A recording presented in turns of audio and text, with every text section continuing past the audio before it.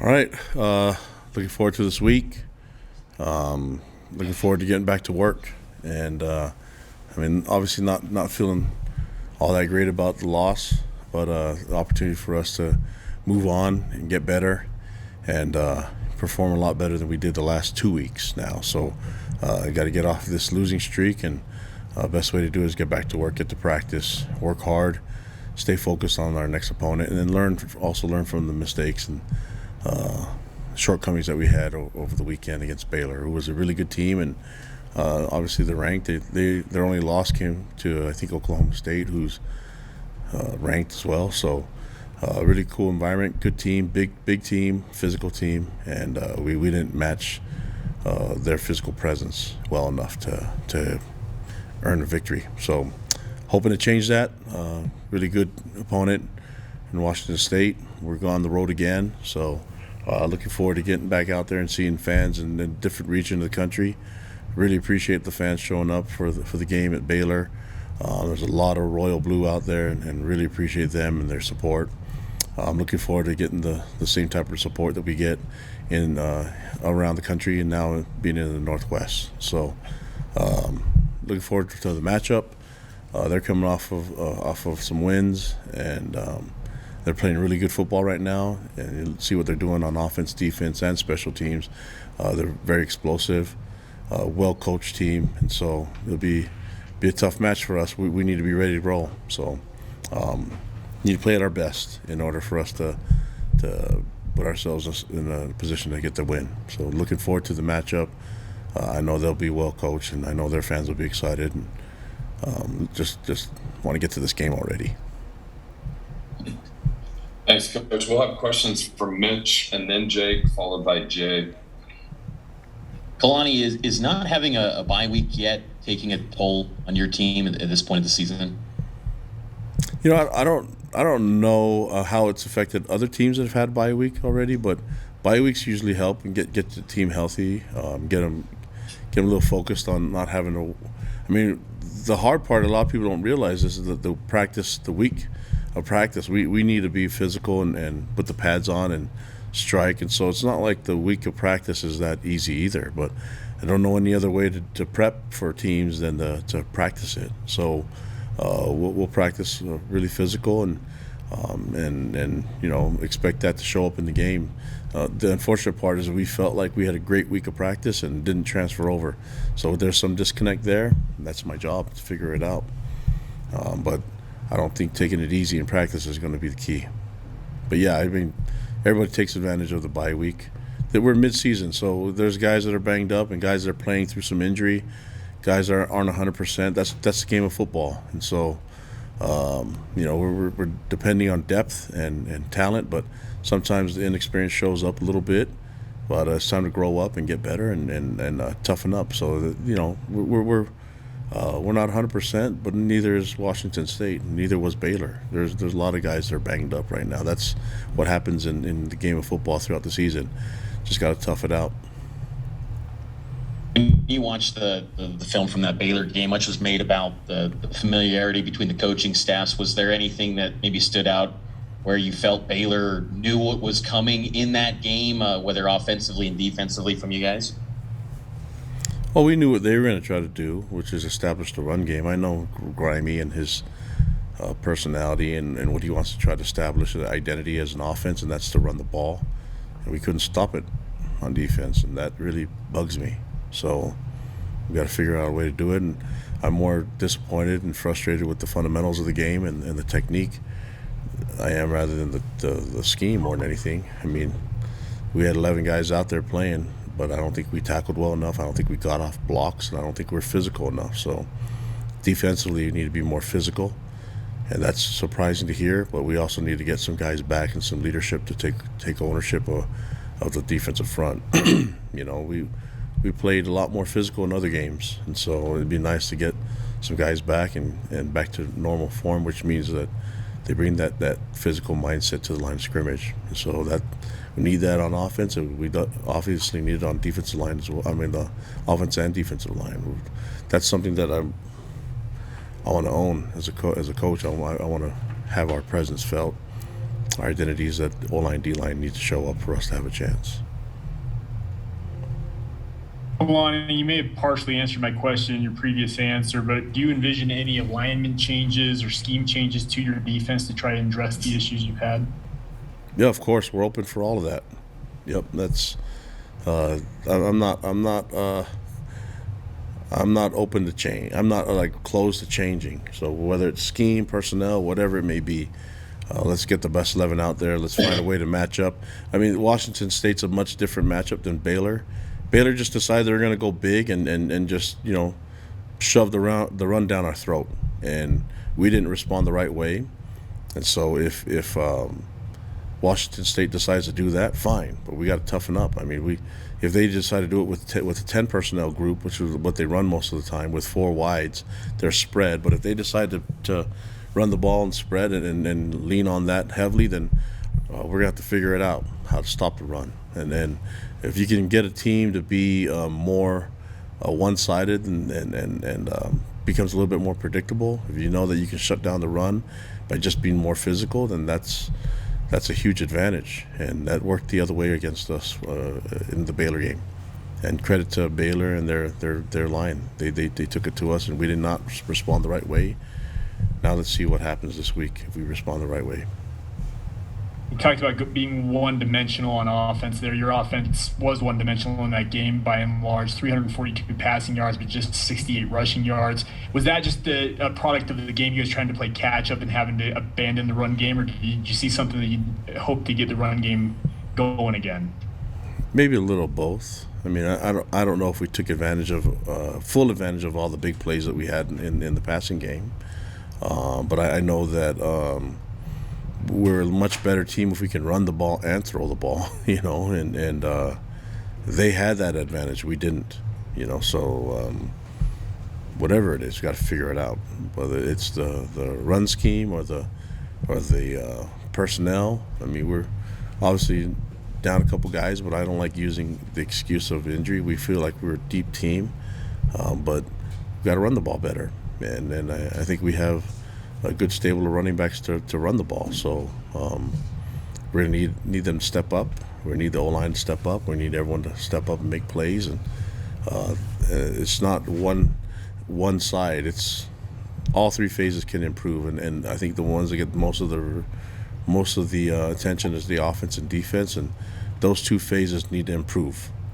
And we need to see it now. I need to see it now. And it needs to happen today. So really frustrated that the performance. I mean, Baylor might have been a better team and might have won the game, but it should not have looked like that to me up front, and that's where it's got to change. Kalani, Elisa just said you lost 3 defensive linemen in that game. Anything season ending? Any of those injuries? Guys out for the year? We're still evaluating it. One is not confirmed yet, Jacob Palu. We'll see.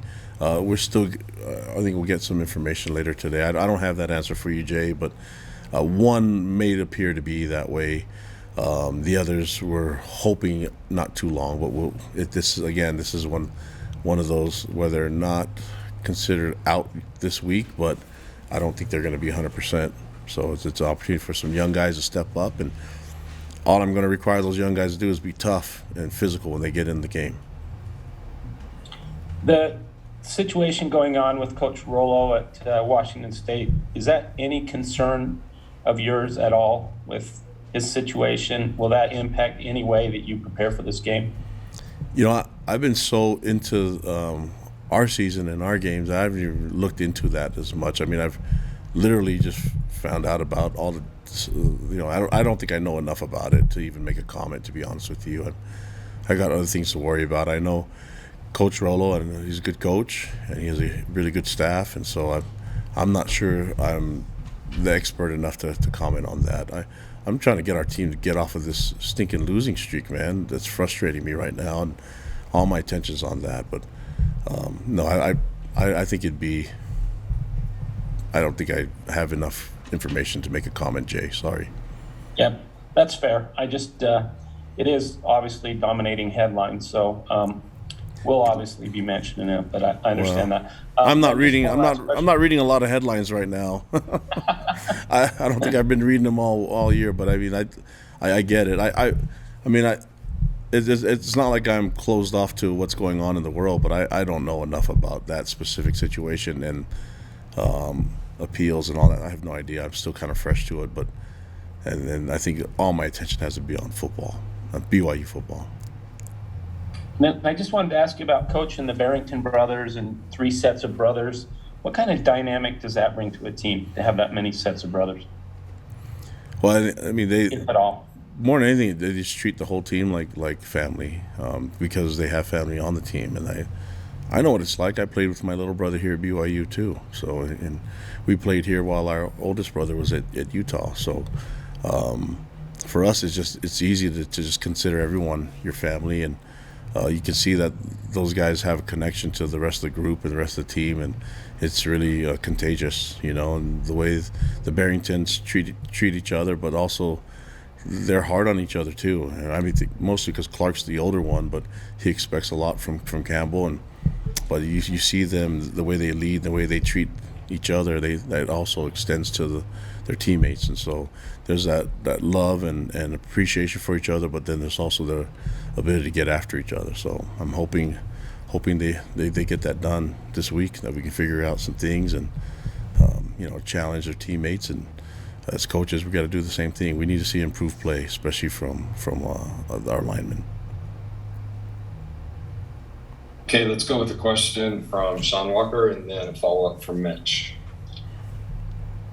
Yeah, Coach, this may be something pretty quick to answer, but I just kind of wanted to check with you because A-Rod said during his show this morning that it sounds like Joe and Harris are getting pretty close to kind of full recovery, full activity with you guys. Do you have any sort of an update that you can give us on them and their situation? I mean, I don't know. I know that there's a chance that they'll play, so that's good, but we have to see what they look like in practice today. Obviously, we want them back. They're 2 starters for us. Mason was able to come back last week, Mason Wake, and he's not 100% in that game, but we're hoping that he'll be healthier this week. So as we start to get these guys back and get them back on the field, the key is first of all for them to clear protocol with the trainers, and then once they do that, we can practice them, and then once they feel like they're ready for full contact, then we can obviously play them in the game. So that's kind of how it works, and I don't control all that, but I want them all on the field.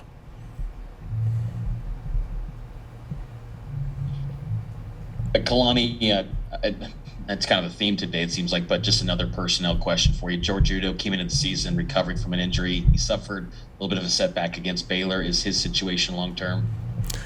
No, it's not long-term. So if you're asking, because he injured his ACL last year, and still, no, he did not re-injure the ACL. So we're looking at something, a different injury, and so not sure if he'll be ready for this week as well, but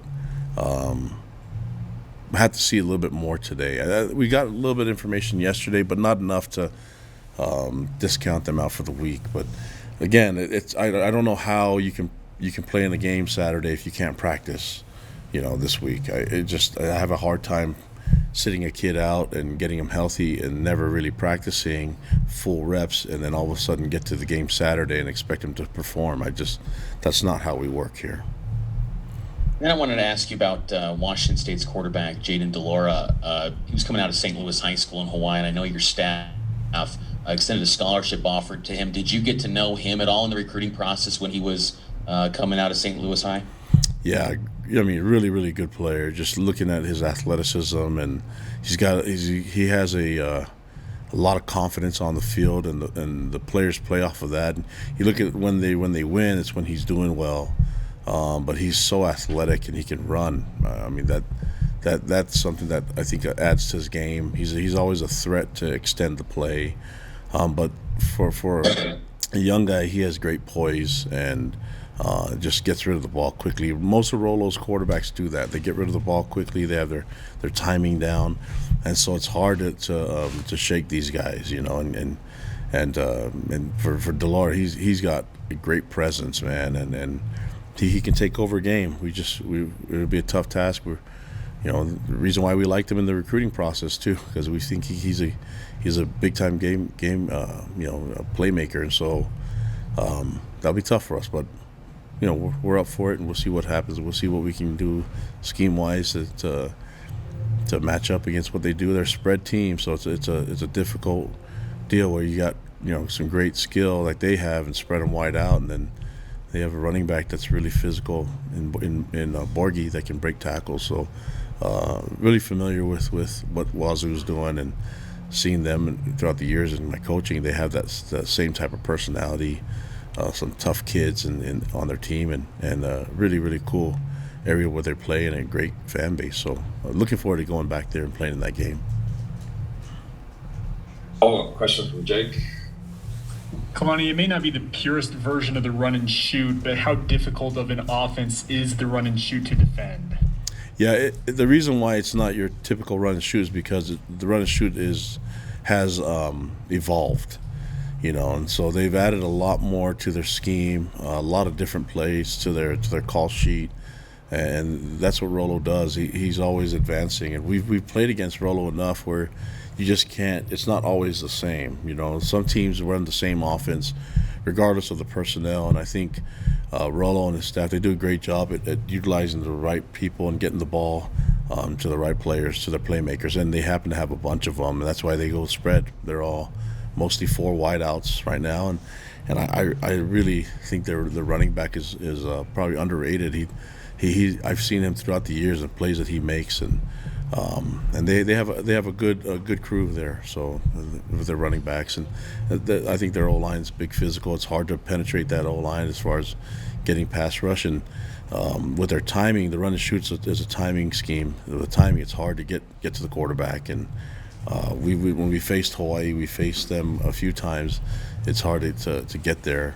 Regardless of how many you bring, and that's a lot what the run and shoot's all about. But to have quarterbacks know where the ball goes that quickly, and to recognize coverage and pressures, that's something special, and that's something that's right up Delaura's capabilities.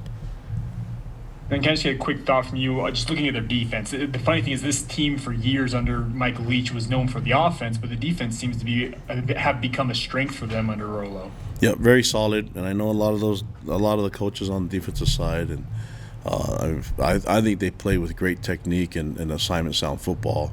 You don't see a lot of mistakes happen on their side, and so if you beat them, it's because you actually you beat them on the field. It's not like some scheme's gonna take advantage of them. They're well coached, a lot of experience on that side too, and their kids are tough, and they're really good tacklers. So I think it's going to be a good matchup for our offense. Defensively, it's a good matchup for us, and we know they're going to get we're going to get their best, and we need our best to show up this weekend. Okay, thank you, Coach. Appreciate your time this morning. All right, guys. This week. Be safe. Thanks.